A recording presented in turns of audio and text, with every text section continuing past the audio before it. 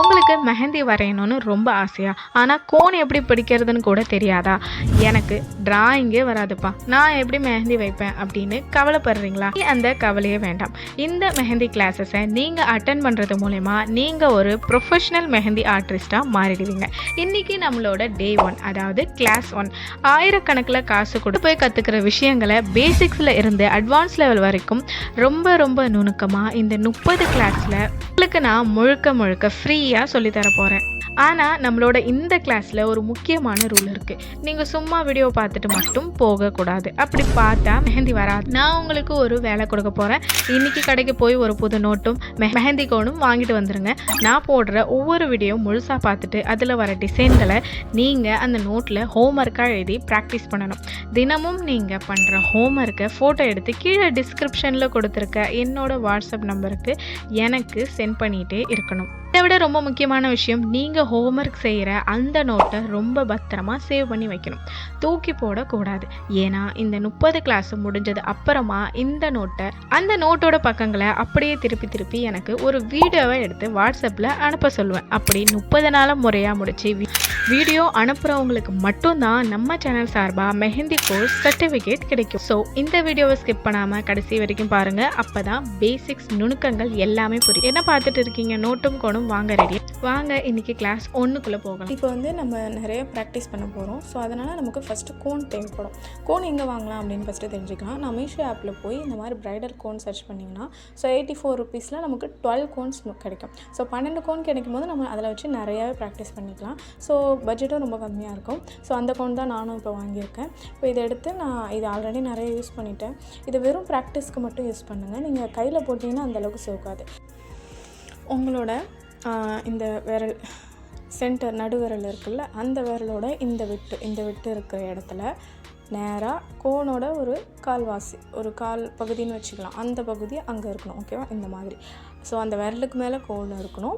அந்த கோனுக்கு மேலே உங்களோட இந்த ஆள்காட்டி விரல் இருக்கணும். ஓகேவா?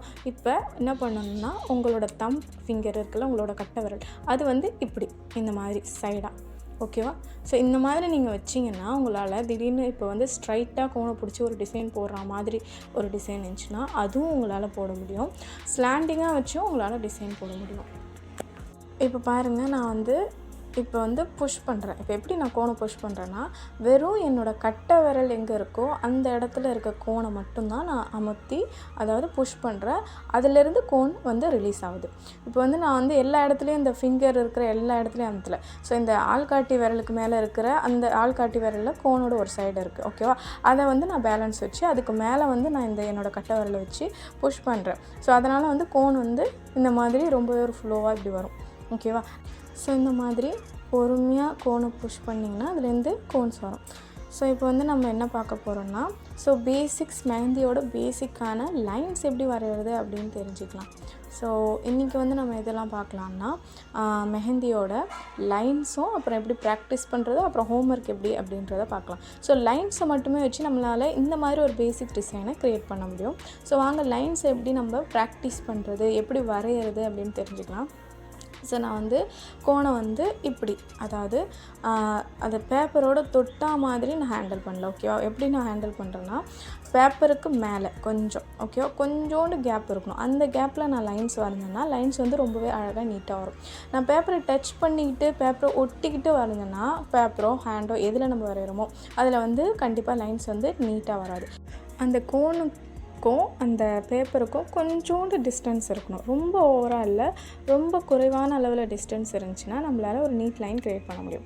இப்போ வந்து நம்ம வேகமாக நம்ம கையை நகர்த்தணும். ஆனால் வந்து புஷ் கம்மியாக பண்ணுற நேரத்தில், அதாவது கோனை வந்து புஷ் கம்மியாக பண்ணுற நேரத்தில் இந்த மாதிரி இடையில கேப் விழும். ஸோ கேப் விழுந்துடுச்சு அப்படின்றதுக்காக நம்ம என்ன பண்ணுவோம், மேலேயே மறுபடியும் இன்னொரு லைனை வரைஞ்சி அதை அப்படியே ஒரு திக்கான ஒரு லேயராக க்ரியேட் பண்ணக்கூடாது. அது தப்பு. இப்போ வந்து ஃபஸ்ட்டு நான் சொன்ன மாதிரியே கோனை வந்து ஹோல்டு பண்ணிக்கோங்க, பிடிச்சிக்கோங்க. ஓகேவா? டச் பண்ணுங்கள். இப்படி வேகமாக நீங்கள் கையை நகர்த்திட்டு ஸ்லோவாக ப்ரெஸ் பண்ணிங்கன்னா இந்த மாதிரி இடையில கேப்ஸ் வந்துடும். அப்படி பண்ணக்கூடாது. ஓகேவா? அது அப்படி ஆயிடுச்சுன்ட்டு அதுக்கு மேலே இன்னொரு லேயரும் க்ரியேட் பண்ணக்கூடாது. நம்ம எப்படி லைன்ஸை வரையணும்னா, ஃபஸ்ட்டு மெஹந்தியை தேவையான அளவு முன்பக்கம் எடுத்துக்கோங்க. எடுத்துகிட்டு கோனை க்ளீன் பண்ணிட்டு டச் அண்டு புஷ் அப்படியே நகர்த்திக்கிட்டே போங்க. உங்கள் கையை டச் பண்ணுங்கள், கொஞ்சமாக புஷ் பண்ணுங்கள், அப்படியே பொறுமையாக நகர்த்திட்டு வாங்க. ஸோ ஸ்டார்டிங்கில் வந்து நான் சொன்ன மாதிரி செஞ்சிங்கன்னா உங்களுக்கு லைன் வரும். நீங்கள் வேகமாக இப்படி பண்ணிங்கன்னா உங்களுக்கு கண்டிப்பாக வராது. அந்த மாதிரி வேகமாக பண்ணுறதுக்கு நமக்கு நிறைய ப்ராக்டிஸ் வேணும். நிறைய ப்ராக்டிஸ் பண்ணால் தான் நம்மளால் இந்த மாதிரி வேகமான ஒரு லைன்ஸை க்ரியேட் பண்ண முடியும். ஸோ ஸ்லோவாக டச் பண்ணுங்கள், புஷ் பண்ணுங்கள், அப்படி நகர்த்திட்டு போங்க. ஓகேவா? உங்கள் நகர்த்துற ஸ்பீடும் நீங்கள் புஷ் பண்ணுறதும் கரெக்டாக உங்கள் கை வந்து எப்படி வந்து கோனை வந்து புஷ் பண்ணுது, அந்த கோன் விலகிற ஸ்பீடுக்கு எப்படி உங்களோட கையை நீங்கள் மேனேஜ் பண்ணுறீங்க, இது எல்லாமே பொறுத்து தான் நீங்கள் வரையக்கூடிய டிசைன் ரொம்பவே க்ளீன் அண்ட் நீட்டாக வரும். இப்படி டச் பண்ணுங்கள், அப்புறம் கொஞ்சமாக தூக்குங்க மெஹந்தியை, அப்படியே நகர்த்திக்கிட்டே போங்க, அப்புறம் ஸ்டாப் பண்ணிவிடுங்க. ஓகே, ஸோ ஒவ்வொரு லைனும் முடிஞ்ச பிறகு இந்த மாதிரி பொறுமையாக கோனை க்ளீன் பண்ணுங்கள். அடிக்கடி கோனை க்ளீன் பண்ணிகிட்டே இருங்க, பொறுமையாக பண்ணுங்கள். ஓகேவா? நகத்தை வச்சு கீரைலாம் க்ளீன் பண்ணக்கூடாது. இதே மாதிரி பொறுமையாக வரைஞ்சி பாருங்கள். உங்களுக்கு எப்போ அந்த லைன் வந்து கிளியராக வருதோ, ரொம்பவே ஈஸியாக சுலபமாக வருதோ, அது வரைக்கும் நீங்கள் என்ன பண்ணணும், ப்ராக்டிஸ் பண்ணிகிட்டே இருக்கணும். ஸோ இந்த ரிஸ்ட், உங்கள் கையோட இந்த இடம், ஓகேவா, இந்த இடத்த வந்து நீங்கள் நல்லா பேப்பரோடு ஒட்டி வச்சிட்டிங்கன்னா நீங்கள் நகர்த்தும் போது உங்கள் கை வந்து அதில் ஒட்டிக்கும். இப்போ நகர்த்தும் போது இந்த மாதிரி ஒரு மாதிரி வரும். ஓகேவா? அது வரக்கூடாதுன்னா உங்கள் கையை கொஞ்சம் தூக்குனா போல் வச்சு லைன்ஸை வரையணும். ஓகேவா? ப்ராக்டிஸ் பண்ணும்போதே அப்படி வச்சு ப்ராக்டிஸ் பண்ணிங்கன்னா உங்களுக்கு சுலபமாக இருக்கும் ஒரு ப்ரைடலுக்கு நீங்கள் போடும்போது. சில பேருக்கு வந்து கோன் போடும்போதே கை நடுக்கம் வந்துடும். ஒரு மாதிரி அவங்களால வந்து ஒரு கிளியர் லைனை கூட வரைய முடியாது. ஸ்டார்ட் பண்ணும்போதே என்ன பண்ணுவாங்க, கை நடுங்க ஆரம்பிக்கும். அதனால் அவங்களோட லைன்ஸ் வந்து உடையும், அந்த மாதிரி நல்லாவே வராது. இப்போ என்ன பண்ணணும்னா, அந்த மாதிரி இருந்தாலுமே கூட நம்ம இதை மாற்ற முடியும். எப்படி மாற்ற முடியும்னா, ப்ராக்டிஸ் மூலயமா அதை நம்மளால் மாற்ற முடியும். ஓகேவா? நீங்கள் எத்தனை தடவை ப்ராக்டிஸ் பண்ணுறீங்களோ அத்தனை தடவை உங்களோட டிசைன் வந்து பர்ஃபெக்டாக வரும். ஸோ நீங்கள் என்ன பண்ணணுன்னா, ப்ராக்டிஸ்க்காக ஒரு A4 ஷீட் வாங்கி அது லேமினேஷன் போட்டு வச்சுக்கோங்க. ஓகேவா? இல்லைனா உங்கள் வீட்டில் இருக்க பழைய நோட்டு புக்கு, அதில் எழுதின பேப்பர் இருந்தால் கூட அது மேலே வச்சுக்கொண்டு நீங்கள் இந்த மாதிரி ப்ராக்டிஸ் பண்ணலாம். ஒரு க்ளீன் பேப்பர் வச்சு தான் ப்ராக்டிஸ் பண்ணணும்னு அவசியம் இல்லை. ஏன்னா அதை நம்ம தூக்கி தான் போட போகிறோம். ஜஸ்ட் ப்ராக்டிஸ்க்காண்டி அப்படி நம்ம யூஸ் பண்ணிக்கலாம். ஸோ இந்த மாதிரி எத்தனை தடவை முடியுமோ அத்தனை தடவை ரொம்ப நீளமான லைன் போட்டிங்கன்னா அது கொஞ்சம் கஷ்டமாக இருக்கும். கொஞ்சம் சின்னதாக இந்த மாதிரி, ஓகேவா, நீளம் கம்மியான அளவுக்கு, கொஞ்சமான அளவுக்கு நம்ம இந்த மாதிரி லைன்ஸ் போட்டு ப்ராக்டிஸ் பண்ணோம்னா அது ரொம்ப ஈஸியாக இருக்கும். இப்போ ஒரு வேளை உங்களால் இந்த மாதிரி ஸ்ட்ரைட்டான லைன் வந்து நார்மலாக போட வரல அப்படின்னா நீங்கள் என்ன பண்ணலான்னா, ஒரு ஸ்கேல் எடுத்து கோடு போட்டுக்கோங்க. ஓகேவா? அந்த கோடு மேலே போட்டு ப்ராக்டிஸ் பண்ணி பாருங்கள். அப்படி நல்லா ப்ராக்டிஸ் பண்ணிட்ட பிறகு ஒரு வேளை உங்களுக்கு கோடு இல்லாமலே உங்களால் ஸ்ட்ரைட் லைன் போட வந்துச்சுன்னா, அப்போ நீங்கள் அதே மாதிரி கோடு இல்லாமல் நீங்கள் ஆட்டோமேட்டிக்காக இந்த மாதிரி ஒரு ஒர்க் ஷீட்டில் வரைஞ்சி ப்ராக்டிஸ் பண்ணிக்கோங்க. ஓகேவா? ஸோ இந்த மாதிரி இப்போ நான் என்ன பண்ணுறேன்னா, ஒரு ஸ்கேல் எடுத்து அதில் வந்து இந்த மாதிரி ஒரு கோடு போட்டு வச்சுட்டேன் ஒரு பென்சிலில். ஸோ அந்த பென்சில் லைனை ஃபாலோ பண்ணிக்கிட்டே நான் வந்து இந்த மாதிரி ட்ரா பண்ணுறேன். ஓகேவா? மெஹந்தி போடுறேன். ஸோ அதே மாதிரியே 4 லைன் போட்டு வச்சுருக்கேன். இதே மாதிரியே நம்ம வந்து போடணும். அதே மாதிரி உங்களோட கையோட அந்த அடிப்பகுதி, இந்த இடத்த வந்து பேப்பரை ஒட்டிட்டு நகர்த்தினீங்கன்னா உங்களால் லைன்ஸ் போட வராது. ஸோ இந்த இடத்த கொஞ்சம் தூக்குன மாதிரி, ஓகேவா, இப்படி பேப்பரில் படாத மாதிரி வச்சு நீங்கள் லைன்ஸை போடணும். ஸோ ஃபஸ்ட்டு வந்து என்ன பண்ணணும், இப்படி வச்சுக்கிட்டு தேவையான அளவுக்கு கோனை ஃப்ரண்ட்டில் எடுத்துகிட்டு லைட்டாக கோன் வந்து பேப்பரில் டச் பண்ணணும். அப்புறம் புஷ் பண்ணுங்கள். பொறுமையாக இது மாதிரி நகர்த்திக்கிட்டே போங்க. நீங்கள் கையை நகர்த்துகிற ஸ்பீடும் உங்களோட கோன் புஷ் பண்ணுற ஸ்பீடும் சேமாக இருக்க மாதிரி பார்த்துக்கோங்க. அப்போ தான் உங்களால் இந்த மாதிரி ஸ்ட்ரைட் லைன் வரைய முடியும். இந்த மாதிரி இடையில கேப் இருந்துச்சுன்னா எங்கே கேப் இருக்கோ அந்த இடத்துல மட்டும் கோன் போடுங்க. ஓகேவா? அதே மாதிரி என்ன பண்ணணும், அதுக்கப்புறம் கோனை க்ளீன் பண்ணிவிட்டு டச் பண்ணுங்கள், புஷ் பண்ணுங்கள், பொறுமையாக லைனை வரைய பாருங்கள். ஓகேவா? அதே மாதிரி நெக்ஸ்ட் லைனும் டச் பண்ணுங்கள், புஷ் பண்ணுங்கள், பொறுமையாக கையை நகர்த்திக்கிட்டே போங்க. இடையில இந்த மாதிரி கேப் இருந்துச்சுன்னா அந்த இடத்த மட்டும் கோனால் ஃபில் பண்ணிவிடுங்க. இப்போ நான் உங்களுக்கு மறுபடியும் சொல்கிறேன், ஒருவேளை நம்ம லைன்ஸ் வரையும் போது இடையில கேப் விழுந்துருச்சுன்னா அந்த தப்பை பண்ணக்கூடாது. எந்த தப்புனா, மறுபடியும் அதுக்கு மேலே ஒரு லைனை இப்படி போடவே கூடாது. ஓகேவா? அது வந்து நல்லா இருக்காது, அது தப்பு. நம்ம எதை சரியான முறை எதுனா, இந்த மாதிரி இப்போ நம்ம ஒரு லைன் வரையும் போது இப்போ இடையில வந்து கேப் விழுந்துருச்சு, என்ன பண்ணோன்னா அந்த கேப்பை மட்டும் இப்படி அழகாக ஃபில் பண்ணிடணும். ஓகேவா? அதை விட்டுட்டு ஃபுல் லைனை மேலே வரைஞ்சோன்னா அது வந்து ஒரு நீட்டாக இருக்காது. இது வரைக்கும் நம்ம ஹரிசாண்டல் லைன் வரைஞ்சி ப்ராக்டிஸ் பண்ணியாச்சு. இப்போ வந்து வெர்டிக்கல் லைன் வரைஞ்சி இந்த மாதிரி ப்ராக்டிஸ் பண்ணணும். இந்த மாதிரி நீங்கள் ஸ்கேலில் கோடு போட்டுருங்க. அந்த லைனை ஒட்டி நீங்கள் கோனில் ஒரு லைன் போடுங்க. அதே மாதிரி தான் புஷ் பண்ணுங்கள், ஃபஸ்ட்டு டச் பண்ணுங்கள், இப்படி ஒரு லைன் வரைங்க. அதே மாதிரி டச் பண்ணுங்கள், புஷ் பண்ணுங்கள், கீழ் பக்கமாக நகர்த்துங்க, டச் பண்ணுங்கள், புஷ் பண்ணுங்கள், கீழ் பக்கமாக இப்படி நகர்த்து. இதே மாதிரி தான் பண்ணணும். நம்ம வந்து கோனை ஒரேடியாகவும் மேல் பக்கமாக உயர்த்தக்கூடாது, அதே மாதிரி ஒரேடியாகவும் பேப்பரை ஒட்டியும் இருக்கக்கூடாது, பேலன்ஸாக வச்சுக்கணும். ஓகேவா? இப்போ பாருங்கள், கோன் வந்து நான் கொஞ்சம் மேலே உயரமாக வச்சு நான் வந்து இந்த மாதிரி வரைகிறேன். இப்போ இது வரைக்கும் நம்ம வந்து தின் லைன் எப்படி போடுறது அப்படின்னு பார்த்தோம். இப்போ வந்து ஒரு திக்கான ஒரு லைன் போடணுன்னா அது எப்படி போடுறது அப்படின்னு பார்க்கலாம். இப்போ வந்து திக்கான லைன் போடுறதுக்கு வந்து ஃபஸ்ட்டு 2 தின் லைன் இந்த மாதிரி கொஞ்சம் இடையில ஸ்பேஸ் விட்ட மாதிரி வரைஞ்சிக்கிட்டு அதோட சென்டரில் இந்த மாதிரி கோனை வந்து கொஞ்சம் ஹெவியாக ப்ரெஸ் பண்ணிங்கன்னா இந்த மாதிரி ரொம்ப டார்க்காக வரும். ஓகேவா?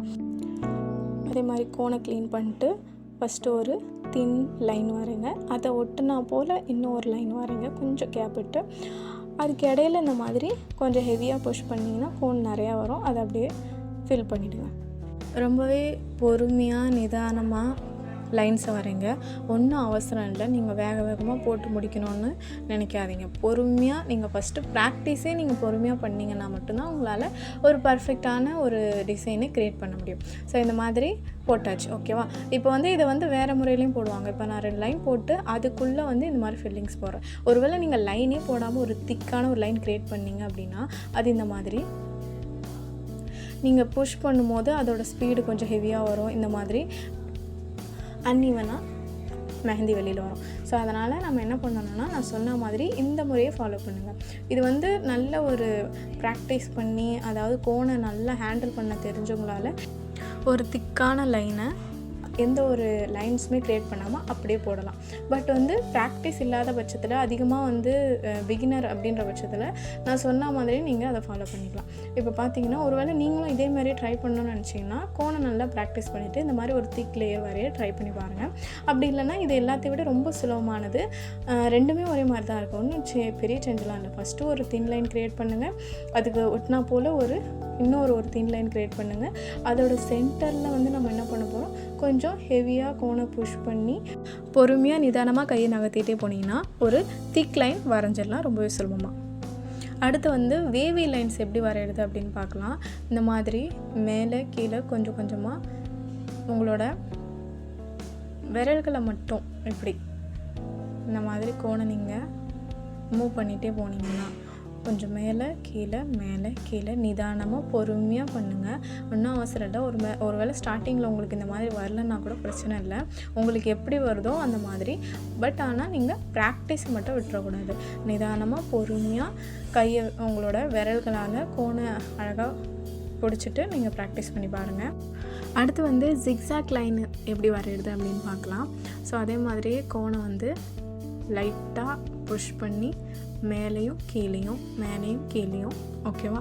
இதில் வந்து ஜிக்ஸாக் லைன் வரையும் போது ஒரு சின்ன டிப்ஸு சொல்கிறேன். நீங்கள் வந்து உங்கள் ஃபுல் கையும் வந்து மேலே கீழே நகர்த்தி வரைஞ்சிங்கன்னா அது நல்லா இருக்காது. வெறும் பார்த்தீங்கன்னா இங்கே பார்த்தீங்கன்னா நான் எப்படி வரைகிறேன், வெறும் என்னோடய ஃபிங்கர்ஸ் மட்டும்தான் மேலே கீழே நான் செய்யுது. என்னோடய கை வந்து அந்த கோனை ஹோல்டு பண்ண அந்த கை வந்து ஒரே இடத்துல தான் இருக்குது. ஓகேவா?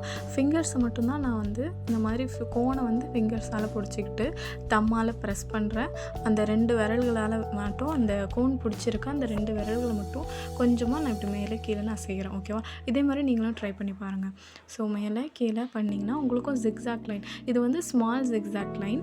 இதே மாதிரி பெரிய சைஸ் ஜிக்ஸாக், அந்த வேவி லைன்ஸ் மாரி நம்ம வந்து பெரிய சைஸும் ஜிக்ஸாக் லைன் போட்டு ப்ராக்டிஸ் பண்ணலாம். ஓகே? இது வந்து ஸ்மால் ஜிக்ஸாக் லைன்ஸ், இது வந்து ஃபிங்கர் டிசைனில் யூஸ் ஆகும்.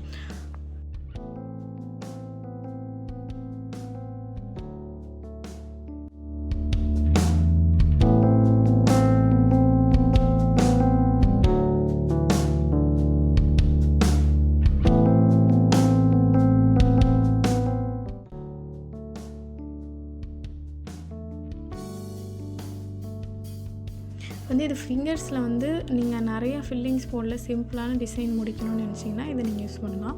இப்போ நான் உங்களுக்கு சொல்கிறேன் ஃபிங்கர்ஸில் எப்படி இது யூஸ் ஆகும்ன்ட்டு. இப்போ வந்து இதுதான் ஃபிங்கர்ஸ் அப்படின்னு வச்சுக்கோங்க. ஓகேவா? ஓரளவு ஃபிங்கர் மாதிரி தான் இருக்குன்னு நினைக்கிறேன். இப்படி இது வந்து நெயில்ஸ். ஓகேவா? இப்போ வந்து இந்த இடத்துல வந்து நான் இந்த ஜிக்ஸாக் லைனை போட்டு காமிக்கிறேன். ஃபஸ்ட்டு மேலே ஒரு லைன் போட்டுக்கோங்க, ஓகேவா? அதாவது ஒரு பேஸ் லைன் மாதிரி மேலேயும் கீழே ஒரு லைன் போட்டு இதுக்குள்ளே மட்டும்தான் நம்ம ஜிக்ஸாக் வரையணும். ஜிக்ஸாக்கை வந்து நம்ம ஸ்ட்ரைட்டாக வரையாமல் இந்த மாதிரி கிராஸாக, ஓகேவா, கிராஸ் லைனாக ஸ்லாண்டிங் லைனாக இந்த மாதிரி வரையணும். இந்த மாதிரி அந்த பக்கம் வரைஞ்சிட்ட பிறகு லெஃப்ட் சைடாக வரைஞ்சிட்ட பிறகு ரைட் சைடு இந்த மாதிரி சைடாக கிராஸாக நம்ம வரைஞ்சோம்னா பார்த்திங்கன்னா ஒரு ஜாலி டிசைன் மாதிரி க்ரியேட் ஆகிடுது. பார்க்க ரொம்ப நல்லாயிருக்கும். இதே மாதிரி ஃபுல் ஃபிங்கர்ஸ்லேயும் போட்டால் கூட ரொம்பவே நீட்டாக நல்லாயிருக்கும். அதுக்காக இந்த ஜிக்ஸாக் லைன் தேவைப்படும். இதை நல்லா ப்ராக்டிஸ் பண்ணி வச்சுக்கோங்க. நீங்கள் வந்து லைன்ஸை வந்து குறைஞ்சது நீங்கள் என்ன பண்ணணும்னா 100 டைம்ஸ் வரைஞ்சி பார்க்கணும். அப்போ நீங்கள் அந்த பேசிக்கான லைனை 100 டைம்ஸ் வரைஞ்சி பார்த்தா மட்டும்தான் உங்களால் அடுத்தடுத்த டிசைன்ஸ்லாம் உங்களால் க்ரியேட் பண்ண முடியும். வெறும் லைன்ஸ் மட்டுமே பேஸ் பண்ணல, அந்த ஜிக்ஸாக் லைனாக இருந்தாலும் இல்லை வேவி லைன்ஸாக இருந்தாலும். இப்போ வந்து எப்படி பெரிய சைஸ் ஜிக்ஸாக் வரையிறதுன்னு பாருங்கள். இந்த மாதிரி கிராஸாக ஒரு லைன் அதுக்கு மேலே போட்டு மேலே கீழே இந்த இடத்துலையும் நான் வந்து ஒன்லி என்னோடய ஃபிங்கர்ஸை மட்டும்தான் கோனை வந்து மூவ் பண்ணுறேன். ஃபுல் ஹேண்டையும் நான் யூஸ் பண்ணேன், ஓகேவா? இந்த ஜிக்ஸாக்கை மட்டுமே வச்சு எப்படி நம்ம ஒரு பார்டர் டிசைன் க்ரியேட் பண்ணலாம் அப்படின்னு பார்க்கலாம். இந்த மாதிரி 2 லைன் போட்டுக்கோங்க. அதோட சென்டரில் இந்த மாதிரி ஜிக்ஸாக் லைன் வரைஞ்சிக்கோங்க. இதே மாதிரி பொறுமையாக வரைஞ்சிக்கிட்டு இதில் நீங்கள் வந்து சாதா வேஸ்ட்டு பேப்பரில் ப்ராக்டிஸ் பண்ணி பார்க்குறது. ஸோ இந்த லைன்ஸ்லாம் இருக்குது அப்படின்றத நீங்கள் ப்ராக்டிஸ் பண்ணி பார்க்குறதுக்கு தான் நான் இதெல்லாம் சொல்கிறேன். நீங்கள் ஹோம்ஒர்க் செய்யும் போது இந்த லைன்ஸ்லாம் தேவைப்படாது, ஓகேவா? இது நீங்கள் வெறும் லைன்ஸை மட்டுமே ப்ராக்டிஸ் பண்ணிட்டீங்கன்னா இதெல்லாம் உங்களுக்கு ஆட்டோமேட்டிக்காக வரும். வேவி லைன்ஸு ப்ராக்டிஸ் பண்ணுறதா இருந்தாலும் சரி, இல்லை வந்து ஜிக்ஸாக் லைன்ஸை நீங்கள் ப்ராக்டிஸ் பண்ணால் மட்டும் போதும். அதை வச்சு இந்த மாதிரி டிசைன்ஸ்லாம் நம்ம க்ரியேட் பண்ணலாம் அப்படின்னு தான் சொல்கிறோம், ஓகேவா? பொறுமையாக நிதானமாக வரீங்க, ஒன்றும் அவசரம் இல்லை.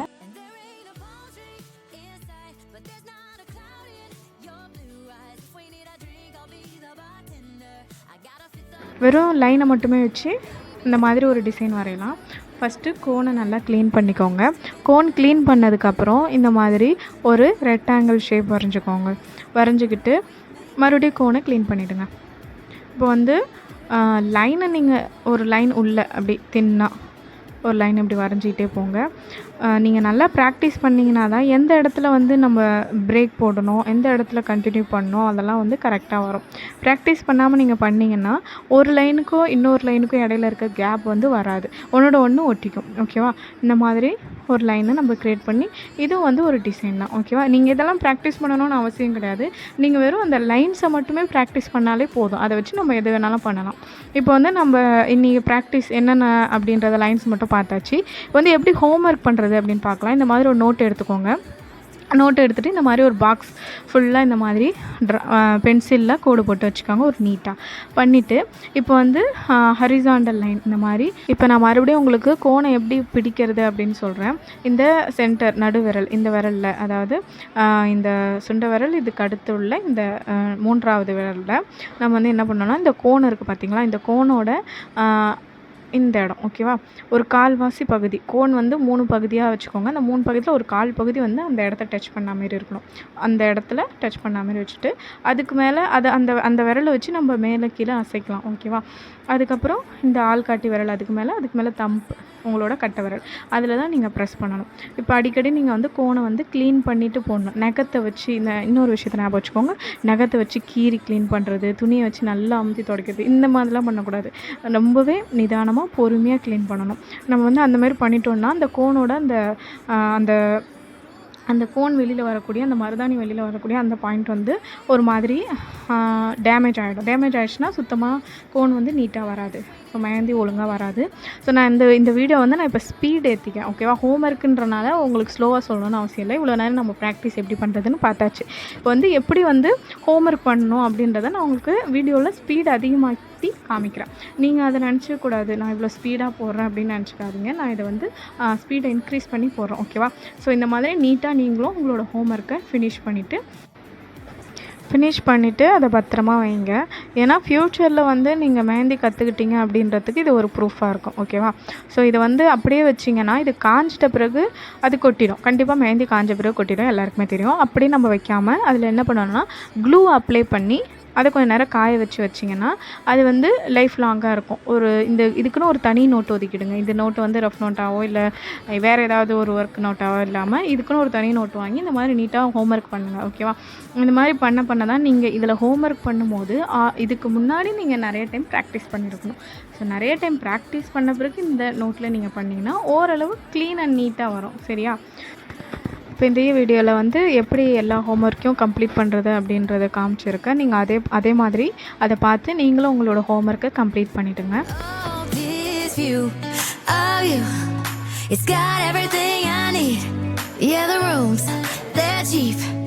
And if we don't want it, we don't ever have to leave. Yeah, there might not be a palm tree inside, but there's not a cloud in your blue eyes. If we need a drink, I'll be the bartender. I got a fifth up. இப்போ வந்து நான் வரைஞ்ச ஹோம்ஒர்க்கில் வந்து இது எல்லாமே காஞ்சிடுச்சிங்க. பார்த்தீங்கன்னா என் கையில் எதுவுமே ஒட்டலை, எல்லாமே காஞ்சிடுச்சு. இது எப்படியே வச்சிங்கன்னா கண்டிப்பாக கொட்டிடும். அதுக்கு என்ன பண்ணோன்னா ஒரு க்ளூ நான் எடுத்துக்கிட்டேன். அந்த க்ளூவை என்ன பண்ணோன்னா இந்த மாதிரி ஓப்பன் பண்ணிவிட்டு நீங்கள் கொஞ்சம் பெரிய சைஸ் க்ளூவாகவே வாங்கி வச்சுக்கோங்க. ஏன்னா நிறைய ஹோம்ஒர்க் பண்ணும்போது நமக்கு கண்டிப்பாக தேவைப்படும். அதில் இந்த மாதிரி கொஞ்சம் அதிகமாகவே ஊற்றிக்கோங்க. ஓகேவா? எல்லா டிசைன்லேயும் இந்த மாதிரி க்ளூ அப்ளை பண்ணிவிட்டு அதுக்கப்புறம் என்ன பண்ணணும்னா ஒரு பெயிண்ட் ப்ரஷ் வச்சுருந்தாலும் சரி, அப்படி இல்லையா நீங்கள் இந்த மாதிரி ஃபிங்கர்ஸ்லேயே இது ஃபுல்லாக எல்லா இடத்துலையும் அப்ளை பண்ணிவிடுங்க. எங்கேயுமே கோன் வந்து தனியாக தெரியாத அளவுக்கு எல்லா இடத்துலையும், அதாவது நீங்கள் போட்ட டிசைனில் எல்லா இடத்துலையும் படுற மாதிரி இந்த க்ளூ அப்ளை பண்ணி வச்சுட்டிங்கன்னா அது வந்து க்ளீன் அண்ட் நீட்டாக இருக்கும். அதாவது எப்போவுமே நீங்கள் பார்க்கலாம். இப்போ வந்து பேப்பரை திருப்பி அடுத்த ஹோம்ஒர்க் பண்ணும்போது இது கண்டிப்பாக கொட்டாது. ஸோ கொஞ்சம் நேரம் அப்படியே வச்சுடுங்க. கட்டில் கடையிலையோ இல்லை யாரும் வந்து மிதிக்காமல் பார்க்காம குழந்தைங்களாம் இருந்துச்சுன்னா கொஞ்சம் தூரமாக உயரமான இடத்துல வச்சுட்டிங்கன்னா அது காயிற வரைக்கும் அப்படியே இருக்கும். இது வந்து காஞ்சிட்ட பிறகு பார்த்திங்கன்னா ஒரு கிளாஸ் மாதிரி ஒரு திக்கான ஒரு ஷீட் மாதிரி மாறிடுச்சு. இது என்ன பண்ணாலும் இது கொட்டாது. ஓகேவா? ஸோ இந்த மாதிரி நீங்கள் ஹோம்ஒர்க் பண்ணி நீட்டாக ஒரு பக்கம் வச்சுருங்க. இன்றைக்கி கிளாஸ் 1ல் லைன்ஸை மட்டும் நம்ம பார்த்துருக்கோம். அடுத்து வரக்கூடிய கிளாஸஸில் அடுத்தடுத்த டிசைன்ஸ் என்னென்ன அப்படின்றத ஒன்று பார்த்து அதற்கான ஹோம்ஒர்க்ஸையும் நம்ம பார்க்கலாம்.